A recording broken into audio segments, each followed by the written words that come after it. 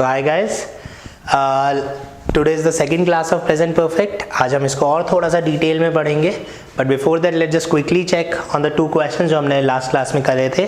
सो हमने ये क्वेश्चंस लिखे थे, he has broken his leg when he was 15 and he has broken his leg and can't come with us. तो अगर ये दो क्वेश्चंस एग्जाम्स में आते हैं तो हमारे को चेक करना है अगर प्रेजेंट परफेक्ट यहाँ पे हैव और हैज सही लिखा हुआ है कि नहीं लिखा हुआ है. सो हम सीधा कंडीशन पे चले जाएंगे. जब वो 15 साल का था तो जो उसकी अभी टांग टूटी है उसकी कोई रिक्वायरमेंट है, या जो उसकी टांग टूटी हुई है उसकी कोई रिक्वायरमेंट है? कोई रिक्वायरमेंट नहीं है. हम सिंपली कह रहे हैं जब वो 15 साल का था उसकी टांग टूट गई थी. तो यहाँ पे वो हैज़ को हम गलत कर देंगे. So this portion is wrong. तो पहले वाले क्वेश्चन का आंसर हो गया आंसर ए.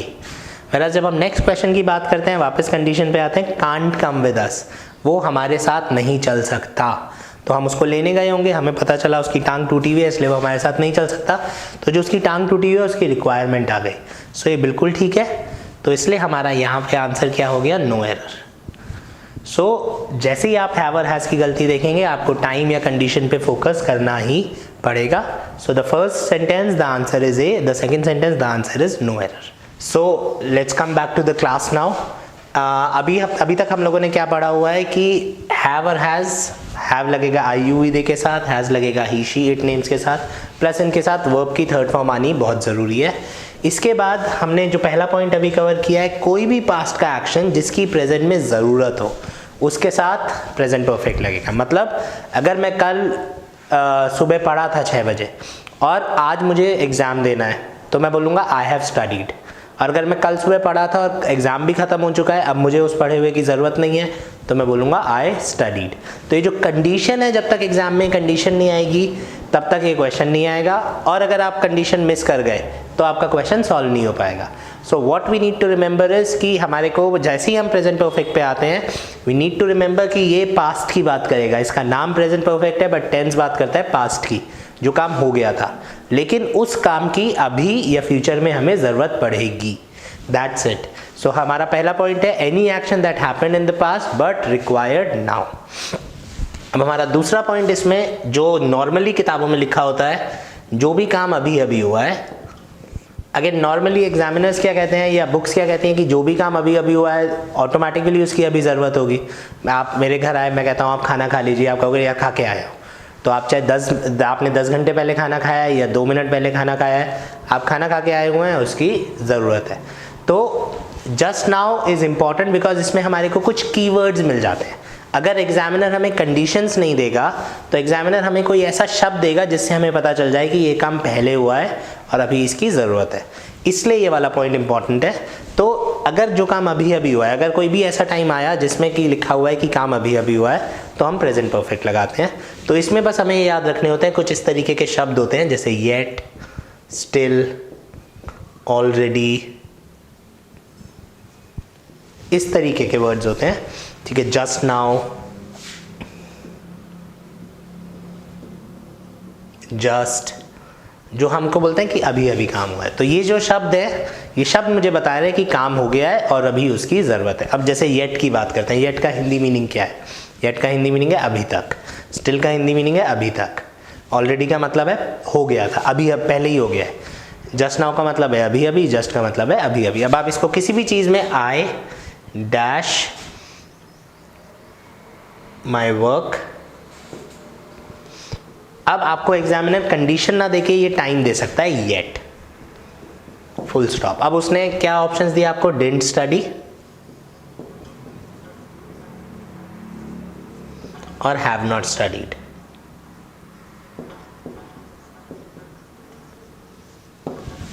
अब अगर आपका इस पे ध्यान नहीं गया, अगर आपका येट पे ध्यान नहीं गया तो ये क्वेश्चन गलत होने के चांसेस है. तो येट का मतलब है अभी तक. अब अगर मैं इसको हिंदी में बोलूँ अभी तक काम नहीं किया है, तो ये क्या सिचुएशन रही होगी? मैंने आपसे बोला होगा अपना काम दिखाओ, आपने कहा सर अभी तक तो किया नहीं है. तो ज़रूरत है आपके काम की जो आपने नहीं किया. राइट. सो येट हमको हिंट का काम करेगा.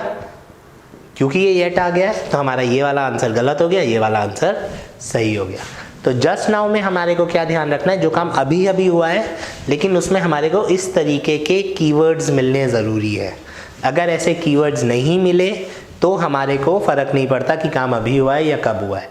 तब हमको कंडीशन चाहिए होगी, जो कि हमने पिछली क्लास में बात करी थी. तो या तो एग्जामिनर कंडीशन देगा जो हमें बताएगी कि काम की अभी या फ्यूचर में ज़रूरत है, या फिर एग्जामिनर हमें कोई ऐसा टाइम देगा जो हमें बताएगा कि काम की अभी या फ्यूचर में ज़रूरत है। So this is our point number 2 which says कि जो भी काम अभी अभी हुआ है, just now. Now a third point is, ये अगेन समझने वाली बात है, anything that is in process. That is in process का क्या मतलब है? जो काम आपकी तरफ से हो गया है लेकिन अभी भी खत्म नहीं हुआ है। ऐसे बहुत सारे काम होते हैं। फॉर एग्जाम्पल आपने एग्जाम्स दिए मार्च में, तो आपने एग्जाम्स दे दिए लेकिन अभी रिजल्ट नहीं बना है। आपने अपना लाइसेंस अप्लाई किया, आप लाइसेंस के कागज वागज जमा करके आ गए लेकिन अभी लाइसेंस बन के नहीं आया है। तो जैसे ही मैं बोलूँगा I have applied for my license, I have applied for a passport, तो आपको समझ में आ जाना चाहिए एग्जामिनर ने क्या कहना चाह रहा है कि पासपोर्ट अप्लाई हो चुका है लेकिन बन के नहीं आया, राइट। सो अगर आपको कहीं पे भी ये हिंट मिली है कि अभी तक आपको पासपोर्ट नहीं मिला है, तो आपका आंसर हो जाएगा आई have applied for my passport.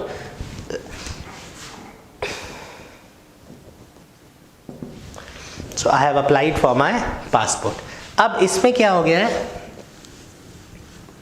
ये मेरे को क्या बता रहा है कि आपकी तरफ से एप्लीकेशन चली गई है लेकिन बन के नहीं आया। तो जैसे ही एग्जामिनर आगे हमें कोई भी ऐसी कंडीशन देगा कि आपका काम पूरा हो गया, आपकी फाइलिंग हो गई है, आपने पैसे जमा करा दिए लेकिन अभी बन के नहीं आया है, तो आपका आंसर होगा हैव अप्लाइड। अगर यहाँ पे अप्लाइड लिखा हुआ है स्पॉटिंग एरर्स में तो क्वेश्चन गलत हो जाएगा। अगर आपने हैव अप्लाइड लिख दिया तो क्वेश्चन गलत हो जाएगा। So these are basically 3 conditions जहाँ पर हम हैव या हैज़, या मैं बोलूँ अगर ग्रामर की टर्म में बोलूँ तो प्रेजेंट परफेक्ट यूज़ करते हैं। बेसिक आइडिया हमारे को यही है कि कोई भी काम जो पास्ट में हुआ है, चाहे अभी हुआ है, चाहे 2 मिनट पहले हुआ है, चाहे 200 साल पहले हुआ है, अगर उसकी अभी ज़रूरत पड़ गई है तो आप उसमें हैव और हैज़ लगाओगे, as simple as that, right. बहुत सारी जगह लिखा होता है कि काम अभी अभी हुआ है, लेकिन अगर आप एग्जाम्स चेक करोगे, क्वेश्चन चेक करोगे तो ऐसा कोई लॉजिक नहीं है। जो भी काम पहले हुआ है और अभी उसकी ज़रूरत है। अब इसमें केवल एक हमारे को बहुत इंपॉर्टेंट नोट है, ये अगेन हमारे को बहुत ज़्यादा हेल्प करेगा। We can't use time of past. अगर पास्ट टेंस का टाइम है तो हम उसमें प्रेजेंट परफेक्ट यूज नहीं कर सकते, और टाइम देखते ही आप क्वेश्चन गलत कर सकते हैं। टाइम इन द सेंस ऐसा टाइम जो आपको पुरानी बात बता रहा हो, पास्ट टेंस बोल रहा हो। फॉर एग्जाम्पल, अब इन दोनों चीजों में क्या फर्क है? 2 days ago and since 2 days। 2 days ago mean 2 दिन पहले, और सिंस 2 days मीन्स 2 दिनों से। तो सिंस 2 days पास्ट का टाइम नहीं है, क्योंकि 2 दिनों से मतलब आपने परसों से अब तक कुछ नहीं खाया, तो मैंने परसों से अब तक कुछ नहीं खाया, प्रेजेंट में आ गया टाइम। लेकिन 2 दिन पहले कुछ नहीं खाया, उसकी अभी ज़रूरत नहीं है। तो रूल क्या कहता है कि अगर हमने पास्ट टेंस का कोई भी टाइम यूज़ कर लिया, मैंने येस्टरडे बोल दिया, मैंने 2 days अगो बोल दिया, इस तरीके का कोई भी टाइम यूज़ किया तो प्रेजेंट परफेक्ट नहीं आ सकता। आपने इसको देखते ही गलत कर देना है। अगर एग्जामिनर लिखता है I have not eaten, I have not eaten, तो I have not eaten 2 days ago, आप इसको गलत कराओगे। I did not eat होना चाहिए। क्यों? क्योंकि 2 दिन पहले कुछ नहीं खाया था, उसके बाद तो हो सकता है खा लिया होगा ना, लेकिन 2 दिनों से कुछ नहीं खाया है, इसका मतलब है आपको अभी भूख लगी हुई है। तो क्योंकि ये टाइम प्रेजेंट में ज़रूरत बता रहा है, ये वाला सेंटेंस ठीक है, ये वाला सेंटेंस गलत है। तो हम पास्ट टेंस का टाइम यूज़ नहीं कर सकते, 2 दिन पहले, कल, एंड से 2015 में, एंड सो ऑन, राइट। जैसे एक सेंटेंस और लिख देता हूँ, I have finished my graduation in 2010। अब पढ़ने में तो ठीक लग रहा है, 2010 में मैंने अपनी ग्रेजुएशन की है, अब हो सकता है इसकी ज़रूरत हो सकता है, राइट। लेकिन प्रॉब्लम क्या है, अब इंग्लिश क्या कहती है, ग्रामर क्या कहती है, अगर मैंने 2010 लिख दिया आगे तो हैव गलत है। अब इसको समझने के बहुत सारे तरीके हैं।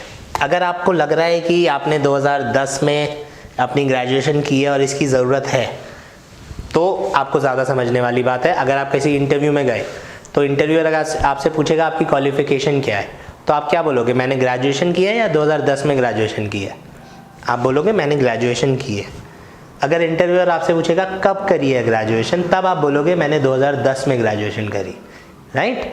सो समझने वाली बात क्या है यहाँ पे कि जैसे ये टाइम आ गया, अगर मैं बिल्कुल करेक्ट ग्रामर बोलता हूँ, ये स्पोकन इंग्लिश में बिल्कुल ठीक है, हमें फ़र्क भी नहीं पड़ता, लेकिन जब हम कॉम्पिटिटिव एग्जाम्स की बात करते हैं, अगर मैंने 2010 बोल दिया तो ग्रामर का क्या कहने का मतलब है, ग्रामर में क्यों गलत है, क्योंकि इट इज़ सेड दैट किसी ने आपसे अगर ये पूछा होगा कि तुमने क्या किया है, तो आप बोलते हो मैंने ग्रेजुएशन की है। और ये जब कब बोलोगे, जब कोई बोलेगा कि आपने कब करी है, when did you do your finish your graduation। तो सामने वाले को ये तो पता है कि आप ग्रेजुएट हो, बट उसको ये नहीं पता आपने ग्रेजुएशन कब की है। तो जैसे ही मैंने 2010 लिख दिया तो हमारा क्वेश्चन क्या हो गया, व्हेन। तो सामने वाले को पता है आप ग्रेजुएट हो, तो आपके ग्रेजुएट होने की ज़रूरत वैसे ही ख़त्म हो गई। ज़रूरत किसकी है कि कब की है, आप सामने वाला ये जानना चाहता है। तो इसलिए ये हैव जो है ये गलत माना जाता है, राइट। तो इसको नोट हमने अभी लिखा ही है, हम इसको रट के जा सकते हैं अगर हम याद करना चाहते हैं केवल कि कोई भी पास्ट का टाइम आया तो हैव और हैज़ हमेशा गलत होगा, सिंपल। अगर पास्ट का टाइम नहीं आया तो फिर मेरे को कंडीशन ढूंढनी है। कंडीशन में ये 3 बेसिक कंडीशंस हैं हमारी, इसमें अगर हम ये भी याद रखें तो हमारे मेजर क्वेश्चन सॉल्व हो जाते हैं। तो हम ये याद रख सकते हैं और ये टाइम याद रख सकते हैं, राइट। तो कोई भी काम जो पहले हुआ है और अभी ज़रूरत है उसमें हम प्रेजेंट परफेक्ट लगाते हैं। अब जो हमारी नेक्स्ट क्लास होगी वो बहुत इंपॉर्टेंट क्लास है, बहुत डिफ़िकल्ट क्लास है, और आजकल उसके नंबर ऑफ क्वेश्चंस बहुत बढ़ गए हैं कि हम हैव हैड कैसे कैसे यूज़ कर सकते हैं एक साथ। कहने का क्या मतलब है, अगर मैं बोलूँ I have had my lunch, ये मेरे भी बहुत सारे स्टूडेंट्स को प्रॉब्लम होती है, डर लगता है उन्हें एक साथ हैव और हैड देख के। तो इस क्लास को समझना बहुत ज़रूरी है क्योंकि इसके नंबर ऑफ क्वेश्चंस बढ़ते जा रहे हैं, राइट। अभी अगर मैं रिसेंटली बोलूँ, मुझे CDS का 2019 का पेपर याद आ रहा है जिसमें आई थिंक 2 या 3 क्वेश्चंस थे ये, and same goes with CGL, same goes with SSC।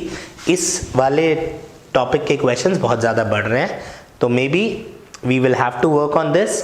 आप लोगों को ध्यान रखना है कि ये कैसे यूज़ होगा। सो नेक्स्ट क्लास में we'll try and finish have had.